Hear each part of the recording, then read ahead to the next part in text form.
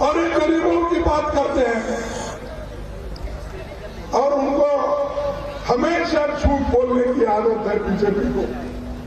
BJP हमेशा झूठ बोलते हैं, ये झूठों के सरदार है सब। ये फैक्ट्स बोल रहे, मैं नहीं बोल रहा, और ये मैं यही नहीं बोल रहा हूं, मैं पार्लियामेंट में भी बोला।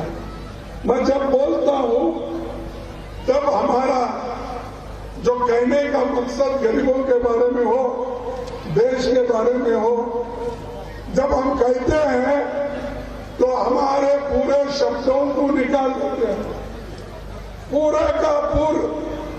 मैं कुछ नहीं कहा था, मैंने बोला मोदी साहब आप मौनी बाबा हो,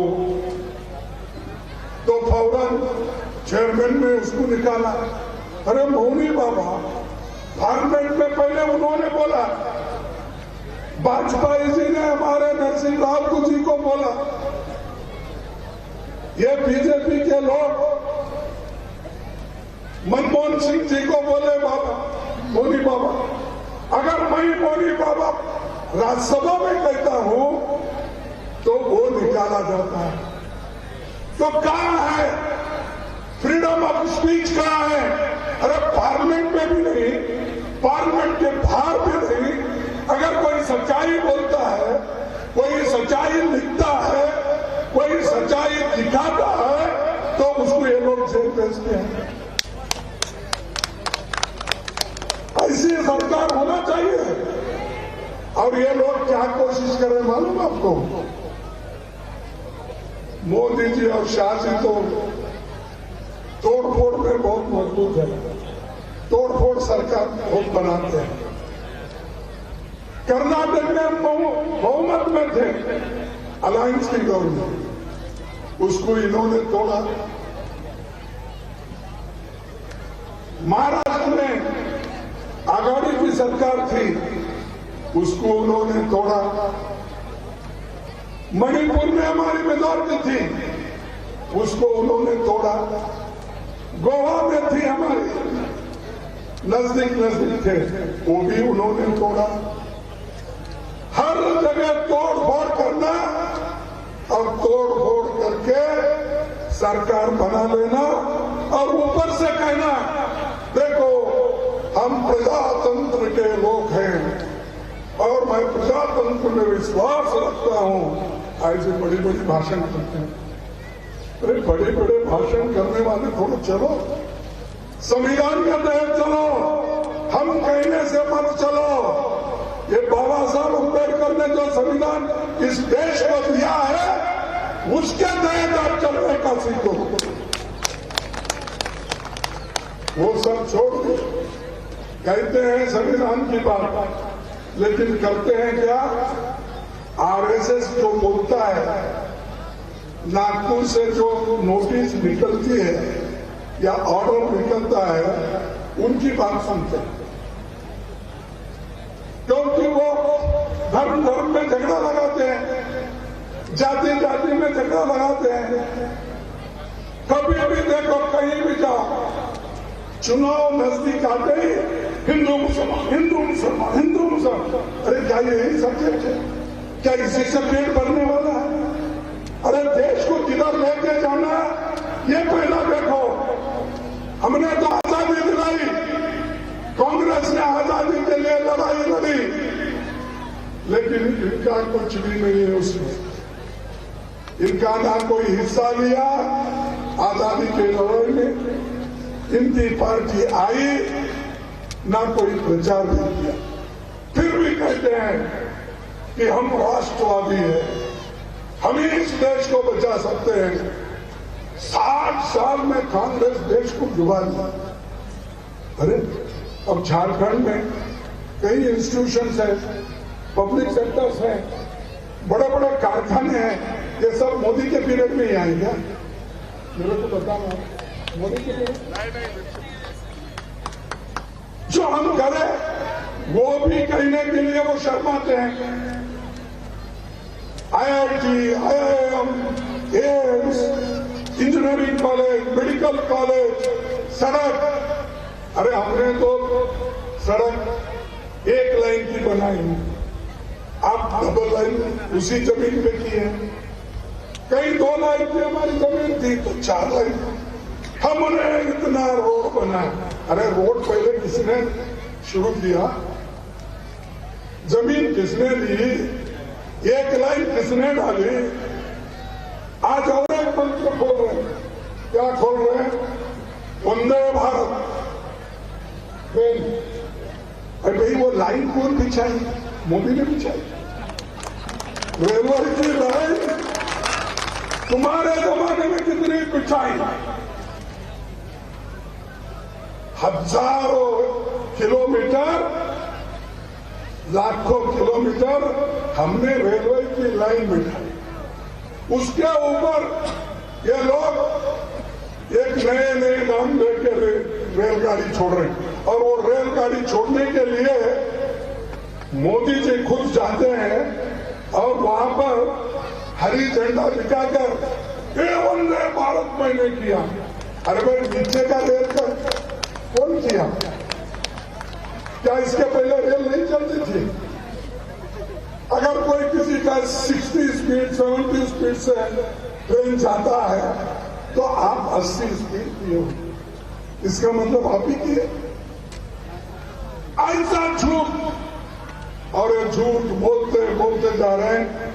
मुझे समझ में नहीं आ रहा क्यों लोग उनके झांसे में आ रहे हैं। ये एक ही नहीं, कोई भी चीज आप देखिए, जैसा कि ये बीजेपी सरकार कहती है कि आजादी उनको 2014 में ही आया, 1947 में उनको आजादी मालूम नहीं है क्योंकि वो लड़े नहीं, इसलिए वो उसका महत्व उनको मालूम नहीं। ये 2014 में प्राइम मिनिस्टर बने तब से ये कह रहे हैं अब फ्री इंडिया, मॉडर्न इंडिया। अरे मॉडर्न इंडिया तो पंडित जवाहरलाल नेहरू जी पंचवार्षिक योजना के तहत उन्होंने करके दिखाया। तो इसीलिए तो लोगों को खाने को अन्न मिल रहा है, व्हाइट रेवोल्यूशन, दूध मिल रहा है, बच्चों को स्कूल है। ये लोग इनके जमाने में 71,000 गवर्नमेंट स्कूल बंद किए। जो गरीब के बच्चे पढ़ते थे, जो गरीब के लोग अपने बच्चों को वहां भेजते थे, 71,000 गवर्नमेंट स्कूल्स बंद। और किसको दिए? जो भी प्राइवेट आते उनको देते गए। यूनिवर्सिटीज प्राइवेट को, सरकारी यूनिवर्सिटीज खोले ही नहीं क्योंकि वो मुफ्त में गरीब के बच्चों को देना पड़ता है। तो ये जो इन्होंने बार बार कहते हैं गरीबों की बात, यही लोग हमेशा गरीबों को खत्म करने की कोशिश कर रहे हैं और ये आंकड़े के साथ नहीं थे। और दूसरी चीज हमने पार्लियामेंट में उठाया था, एक व्यक्ति जिसकी आमदनी 2019 में सिर्फ 1 लाख करोड़ थी। पहले तो 50 करोड़ थी, बाद में 1 लाख करोड़, फिर 2.5 साल में उस आबादी का इनकम, जो इनका दोस्त है, जो उसी प्लेन में बैठकर प्राइम मिनिस्टर शपथ लेने के लिए वो आए थे, उनके दोस्त का आज संपत्ति 13 लाख करोड़ है। कितना है? 13 लाख करोड़। कोई गरीब 2 लाख रुपए जो कमा के रखा होगा, क्या तुम्हारी संपत्ति 2 लाख से एकदम 13 लाख किसी का तो बना है? कौन सी ऐसी जादू है? क्योंकि अदानी जी को मोदी जी ने सरकारी पैसा देते गए। LIC जहां पर हमारे 28 करोड़ लोग अपनी पॉलिसी रजिस्टर किए, उनका पैसा है, वहां से ये उनको 16,000 करोड़ रुपए देते हैं। SBI बैंक जहां आप लोग डिपॉजिट रखते हैं, पैसा रखते हैं, वहां पर और दूसरे बैंकों से अब तक उनको 82,000 करोड़ मिला है, यानी 82,000 करोड़ किसी को मिलता है। सिर्फ 2 साल में, 2.5 साल में। तो मोदी जी अगर वो न्याय अगर हमारे सब गरीबों को, किसानों को, मजदूरों को अगर दिखाएंगे तो हम कोई मेहनत करने की जरूरत ही नहीं। जाते भाई मोदी जी, तुमने उसको 13 लाख का आदमी बनाया, 13 लाख करोड़ का आदमी बनाया, कम से कम मुझे 13 लाख का तो बना। लेकिन वो हमेशा झूठ बोलते हैं। इन सब की संपत्ति एक आदमी के पास उन्होंने दिया। और ये सवाल हम पार्लियामेंट में उठाए, राहुल गांधी जी उठाए, तो इसको भी निकाल दिया। क्या गलती थी हमारी? भाई जो अदानी ने गड़बड़ी की थी उसको हम उठा रहे थे, जो LIC ने लोन दिया उसको हम उठा रहे थे, जो SBI ने लोन दिया उसको हम उठा रहे थे, जिसमें गरीबों का पैसा है। बोलो क्या गलती हमने की? लेकिन फिर भी हमारे भाषण को उखाड़ दिए, राहुल गांधी जी के भाषण को उखाड़ दिए और काट कर ये बोले सब अनपार्लियामेंट्री है। अरे मैं बोला था वॉशिंग मशीन की बात, वॉशिंग मशीन की बात इसलिए बोला था कि बीजेपी बहुत से MLA को अपनी तरफ लेती है, जिनके ऊपर छापे पड़े, जिनके ऊपर ED केस लगाए, जिनको इनकम टैक्स का केस लगाया, ऐसे लोगों को डरा के धमका के अपनी तरफ लेती है। मैं समझता हूं झारखंड में भी नहीं होंगे, लेते हैं। लेने के बाद वो कहते हैं ये देखो कलंकित है।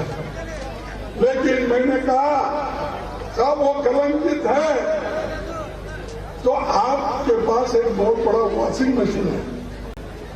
शाह और मोदी ने इतना बड़ा वॉशिंग मशीन खरीदा है, उस वॉशिंग मशीन में उस आदमी को अगर डाल दिए वो उज्जवल होकर बाहर निकलता, सफेद होकर निकलता।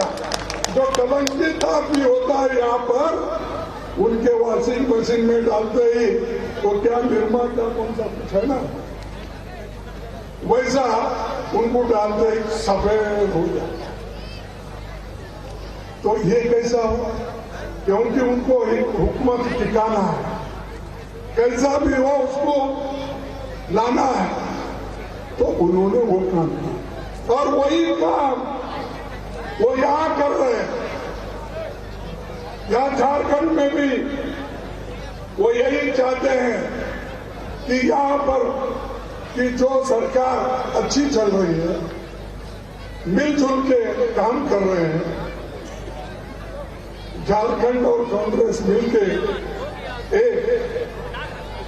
एक होकर किसानों के लिए, मजदूरों के लिए, गरीबों के लिए हमारे हेमंत जी काम कर रहे हैं और हमारे पार्टी के सभी मंत्री भी कर रहे हैं। हम सब एकजुट होकर काम कर रहे हैं।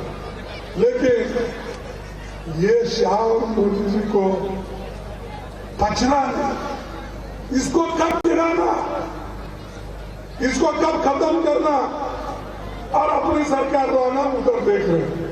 अरे भाइयों, कितना खाते हो, कितना खाते हो?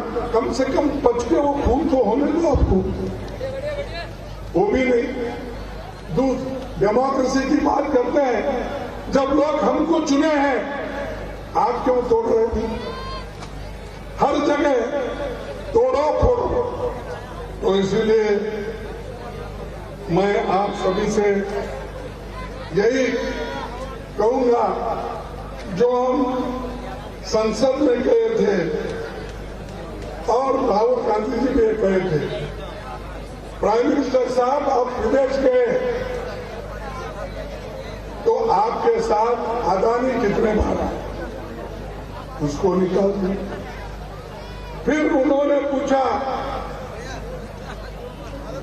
जब प्राइम मिनिस्टर जाते उससे पहले एक दिन ये जाकर फिर ज्वाइन होते, वो कितने बार आप मिले?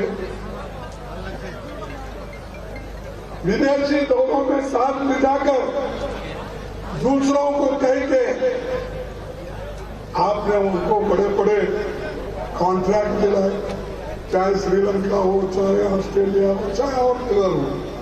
ये सब कहा, पूरा अदानी साहब को उन्होंने एक ठेका दिया और उनके लिए काम कर रहे, गरीबों के लिए भी। फिर मैं ये शायरी बोला था, अगर इसमें कुछ गलती है तो आपने मुझे टोक दो। क्या था उसमें? यही था,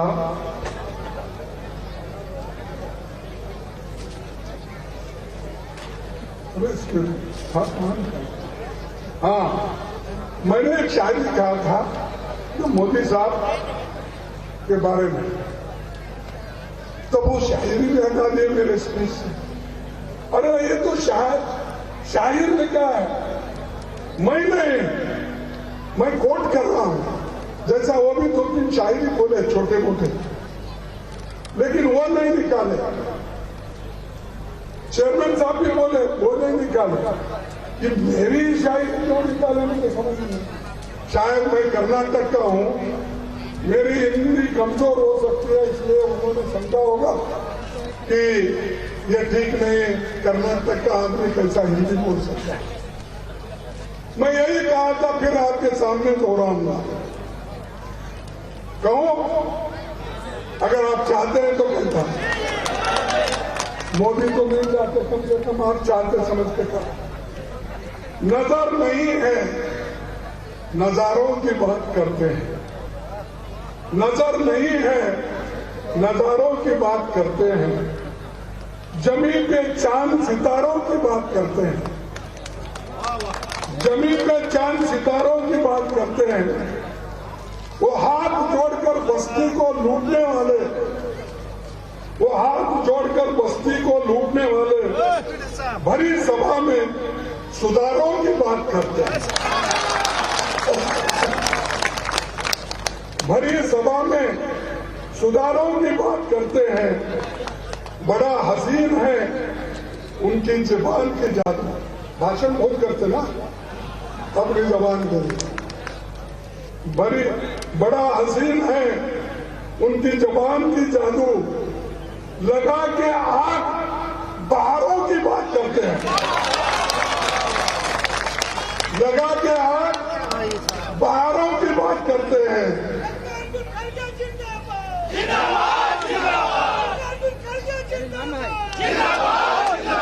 मिली कमान तो अटकी नजर खजाने पर। मिली कमान तो अटकी नजर खजाने पर। नदी सुखा के किनारों की बात करते हैं। वही गरीब बनाते हैं आम लोगों को।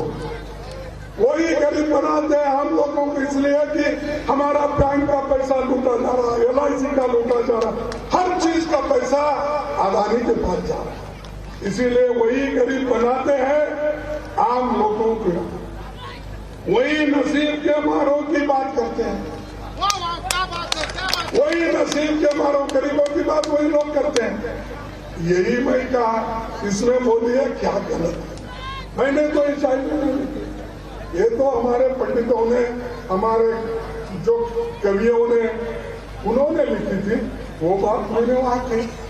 पूरा निकाल के 4 लोग जो रखेंगे, जो उनको ठीक लगता उनके, बाकी के आधा से ज्यादा काट।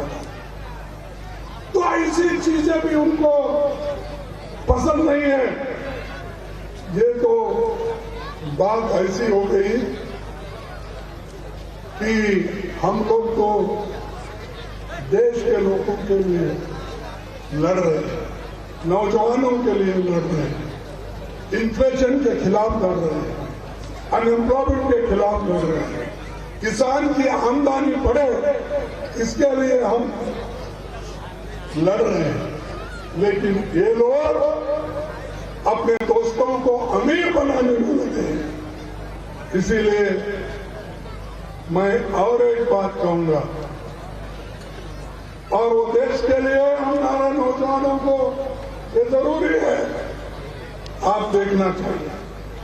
देश को जिंदा रखने के लिए भले ही मर जाएंगे, देश को जिंदा रखने के लिए भले ही मर जाएंगे, ये दिल ये जान सब कुर्बान कर देंगे, मगर देश से अन्याय मिटाने के लिए हर चुनौती से टकराएंगे।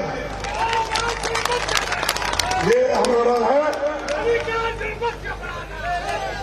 इसीलिए दोस्तों, भाइयों बहनों और मेरे किसान भाइयों, मैं आप सभी को कई दिल से शुक्रिया अदा करता हूं, क्योंकि इतनी धूप है, इतने दूर से आते हैं। ये शेड्यूल ट्राइब एरिया है, यहाँ की तो कोई देखने वाला नहीं, देखने वाले एक ही थे, महात्मा गांधी जी, पंडित जवाहरलाल नेहरू जी, अम्बेडकर जी। इन्होंने यहाँ पर लोकतंत्र को स्थापित किया, और यहाँ के हमारे बहुत से जो देशभक्त थे, जिनका नाम अगर मैं पढ़ते जाऊं तो बहुत से नाम इस पे है, और आप सभी को मालूम है कि इस धरती के लिए कौन लड़े, कैसे कैसे लोग इसके लिए अपनी कुर्बानी दी।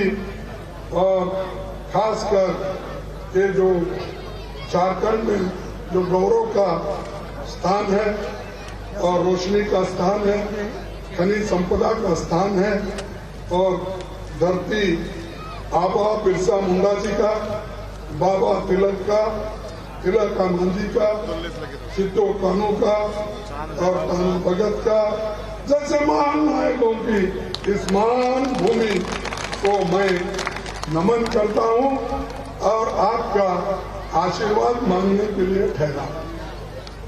रामगढ़ के बाई इलेक्शन में जो 27 तारीख होने जा रही है, उसमें हमारा ज्वाइंट कैंडिडेट है, कांग्रेस का कैंडिडेट जो मिली जुली सरकार है, वो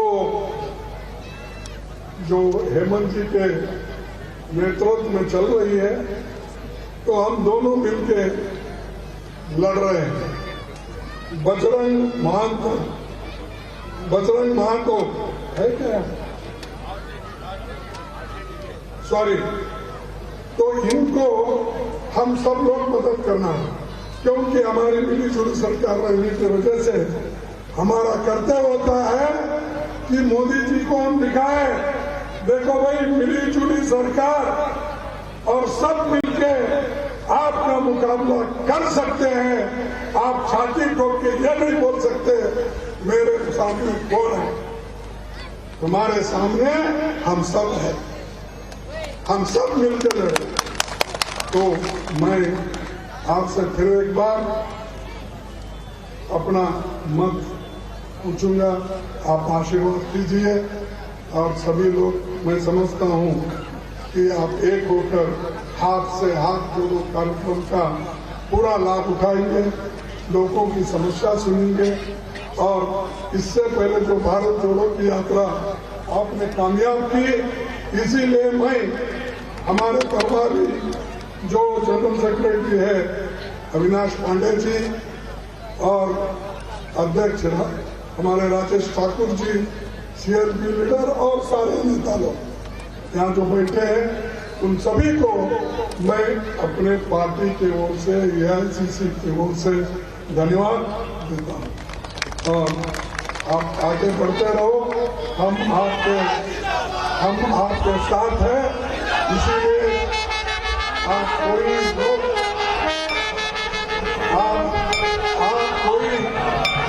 कोई चिंता करने की जरूरत नहीं। मैं स्लोगन दूंगा,